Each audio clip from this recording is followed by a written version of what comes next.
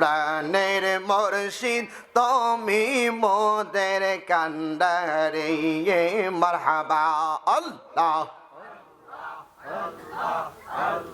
প্রাণের মুর্শিদ তুমি মোদের কান্ডারে আমি দেখব দয়াল তোমার ছবি আমি দেখব দয়াল তোমার ছবি প্রাণের মুর্শিদ তুমি মোদের কান্ডারে মারহাবা আল্লাহ মুর্শিদ আমার জানে রপরান মুর্শিদ বিনি এই দমতের পাশে না পরাঙ্গান মাশাআল্লাহ আল্লাহ মুর্শিদ আমার জানে রপরান মুর্শিদ বিনে এই দমদের পাশে না পরাঙ্গান মাশাআল্লাহ আল্লাহ আল্লাহ আল্লাহ তুমি বিনে কাল হাসরে তুমি বিনে কাল হাসরে কে করবে গো আমায় পার প্রাণের মুর্শিদ তুমি গো আমরার কান্ডাগার মাশাআল্লাহ আল্লাহ আল্লাহ আল্লাহ আল্লাহ জাইজালা মোর জলে অন্তরে গো মুর্শিদ জলে অন্তরে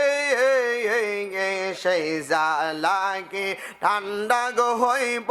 মেঘে নাই ডুব দিলে মাশাআল্লাহ আল্লাহ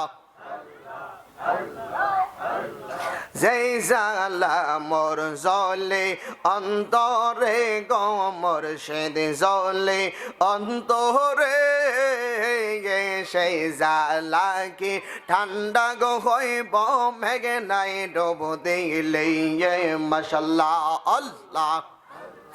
তোর কদমে টোটলা গাইলি রে ও মুর্শিদ তোর কদমে টোটলা গাইলি জালা ওই তো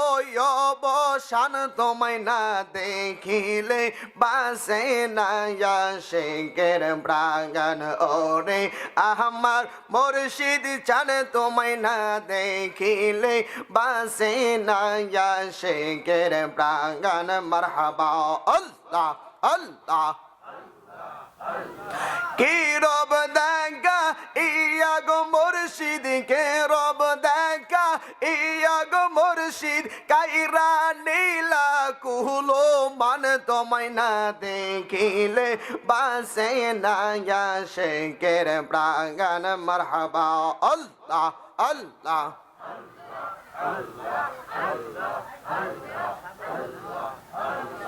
লা